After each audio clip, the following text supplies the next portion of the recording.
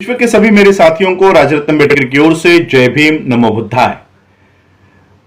The बुद्धायन इस धम्मा के पहले भाग में, पहले एपिसोड में आप सभी लोगों का स्वागत है।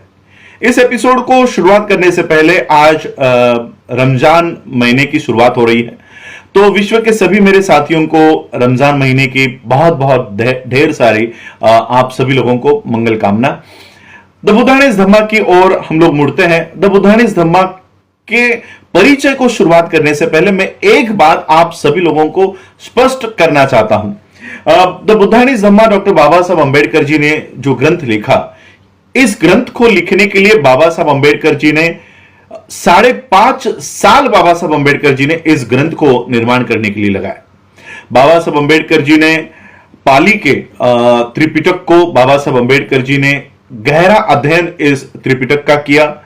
बाबा साहब अंबेडकर जी ने 21 साल तक सभी धर्मों का तुलनात्मक अभ्यास बाबा साहब अंबेडकर जी ने सभी धर्मों का तुलनात्मक अभ्यास किया और निष्कर्ष में बाबा साहब अंबेडकर जी ने द बुद्धायन इस धम्मा ये ग्रंथ हमारे सामने रखा।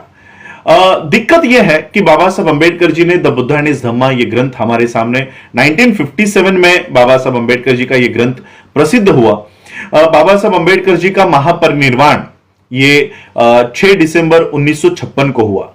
5 दिसंबर के रात के 2 बजे तक डॉक्टर बाबा साहब अंबेडकर इस द बुद्धायन इस धम्मा की प्रस्तावना बाबा साहब अंबेडकर लिख रहे थे। बाबा साहब अंबेडकर जी के जीवन का सबसे महत्वपूर्ण ग्रंथ अगर कोई है तो वो है द बुद्धायन इस धम्मा। इस ग्रंथ को बनाने के लिए, लिखने के लिए, निर्माण करने के लिए बाबा साहब ने कई सारी बुद्धिज्म के ऊपर की ग्रंथों का अध्ययन किया और बाबा साहब ने ये बुद्धायन इस धम्मा हमारे सामने रखा है। बुद्धायन इस धम्मा ये हमारे सामने कैसे आया, उसकी एक बात, बाबा साहब अंबेडकर जी की एक बात आप लोगों को बताना चाहता हूं। जब बाबा साहब अंबेडकर बुद्ध के चरित्र के ऊपर लिखने के लिए बैठे, तब बाबा साहब अंबेडकर जी ने त्रिपिटक, ये जो बुद्ध की ग्रंथ है, निकाय है, ये पढ़ना शुरू किया। जब बाबा साहब ने त्रिपिटक को पढ़ना शुरू किया तो बाबा साहब अंबेडकर अपने सर पर हाथ रख के बैठ गए और उन्होंने देखा कि ये सारा क्या है। ये सब ब्राह्मणवाद ये सारा त्रिपिटक में घुसा दिया है, अवतारवाद घुसा दिया है। बुद्ध एक जगह से प्रकट निकलते हैं, दूसरी जगह पे प्रकट होते हैं, अपने मरे हुए मां को जाके पुनर्जन्म, उस जन्म में जाके दीक्षा देते हैं। ये सारा कर्मकांड जो त्रिपिटक में घुसा दिया था वो बाबा साहब ने पढ़ा। बाबा साहब सोचने लग गए कि बुद्ध ने जिस कर्मकांड के खिलाफ, जिस ब्राह्मणवाद के खिलाफ अपने पूरे जीवन का संघर्ष किया, उसी कर्मकांड को बुद्ध के जीवन में घुसा दिया गया है। बाबा साहब ने बुद्धायन इस धम्मा लिखने में एक निष्कर्ष लगाया, एक निकष लगाया कि जो बुद्धि के ऊपर, जो विज्ञान के ऊपर खरा उतरता है, केवल वही बुद्ध का है, और बाकी जो विज्ञान के ऊपर और बुद्धि को सुसंगत नहीं लगता वो सारा ब्राह्मणों का है। और बाबा साहब ने ये तर्क का फिल्टर, ये तर्क की छाननी बाबा साहब अंबेडकर जी ने त्रिपिटक को लगाई और ये द बुद्धायन इस धम्मा हम लोगों को बाबा साहब अंबेडकर जी ने हम लोगों को दिया। ये जेरोक्स है मेरे पास, क्योंकि ओरिजिनल, अब ये ओरिजिनल नहीं मिलती, ओरिजिनल मिलती है लेकिन इसकी जो कॉपीज है वो मिलती है, लेकिन ये द बुद्धायन इस धम्मा जब आज के जमाने में हमारे हाथ में आ जाता है तो वही धम्मा, द बुद्धायन इस धम्मा, भगवान बुद्ध और उनका धम्म हो जाता है। देखो ब्राह्मण किस तरह से काम कर रहा है। बाबा साहब ने कहीं पर भी बुद्ध का उल्लेख लॉर्ड बुद्धा नहीं किया, जिसका हिंदी या मराठी अनुवाद भगवान बुद्ध होता है। बाबा साहब ने बुद्ध का उल्लेख द बुद्धा किया हुआ है, वहीं पर हिंदी, मराठी और बाकी के जो अनुवाद है वो द बुद्धा का हिंदी अनुवाद भगवान बुद्ध हो जाता है, मराठी में भगवान बुद्ध हो जाता है। और इसलिए द बुद्धायन इस धम्मा के ऊपर बारकाई से एक एक करके आज से मैं आप लोगों के सामने ये एपिसोड्स लेकर आऊंगा। तो हम जानते हैं कि भगवान द बुद्ध एंड इस धम्मा और इस ग्रंथ के बारे में मैं आप लोगों को समझाना चाहूंगा। उससे पहले ये जो ग्रंथ मैं लेकर आया हूं, डॉक्टर बाबा साहब अंबेडकर जी के जो सहकारी थे LR बाली जी, उनके लाइब्रेरी से मुझे ये प्राप्त हुई। उन्होंने मुझे ये जेरोक्स प्राप्त करा के दी। इसकी जेरोक्स हमने निकाली है। हमारे चंद्रपुर के एडवोकेट BT शिंदे सर जी ने मुझे ये जेरोक्स मुझ तक लाकर दी है। ये पढ़ने के बाद कहीं पर भी मुझे बाबा साहब अंबेडकर बुद्ध का उल्लेख किसी भी पन्ने पर लॉर्ड बुद्धा नहीं करते, द बुद्धा करते हैं। और एक बात और एक मैं आप लोगों को इस original Buddha and his Dhamma के बारे में समझाना चाहूंगा। हर एक पन्ने पर, ये 2 पन्ने एक ही पन्ने के ऊपर मैंने ताकि इसकी जो लेंथ है वो कम हो, इसलिए मैंने 2 पन्ने एक पन्ने के ऊपर लिए हैं।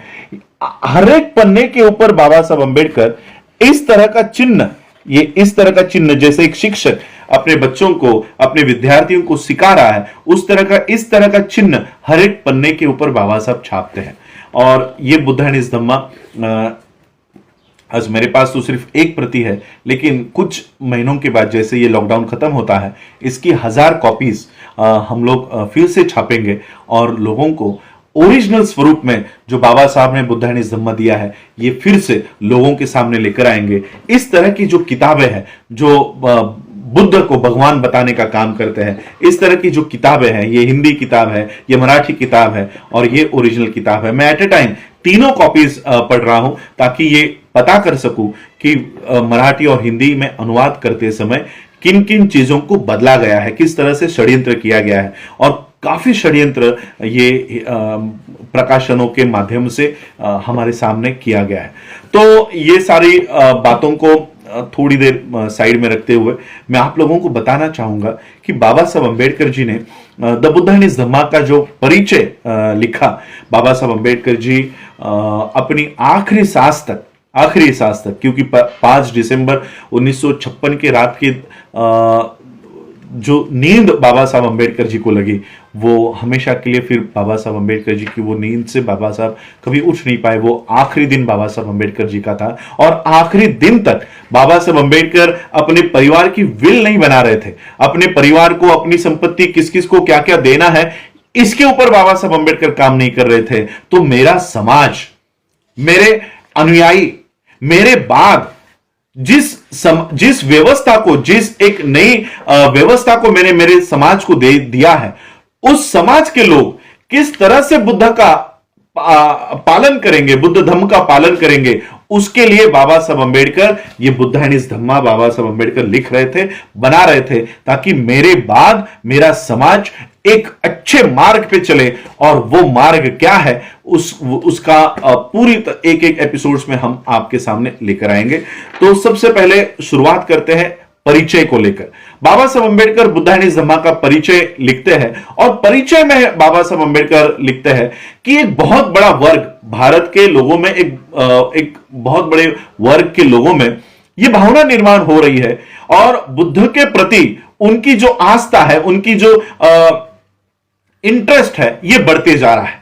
और उनकी एक मांग है कि बुद्ध का जीवन और बुद्ध की शिक्षाओं के ऊपर एक कथन करने वाली, एक उनकी जीवन को सामने लाने वाली, सुसंगत तरीके से सामने लाने वाली एक ग्रंथ हमारे पास होना चाहिए। बाबा साहब लिखते हैं कि किसी भी अबौद्ध को, जो बौद्ध नहीं है, उसको बुद्ध के जीवन के ऊपर और बुद्ध के शिक्षाओं के ऊपर लिख पाना यह बहुत कठिन काम है। निकायों में जो निकाय बुद्ध के हमारे सामने है, उसको अगर हम पढ़ते हैं तो बुद्ध का जीवन, बुद्ध की शिक्षाओं को सुसंगत तरीके से रख पाना यह बहुत कठिन काम है।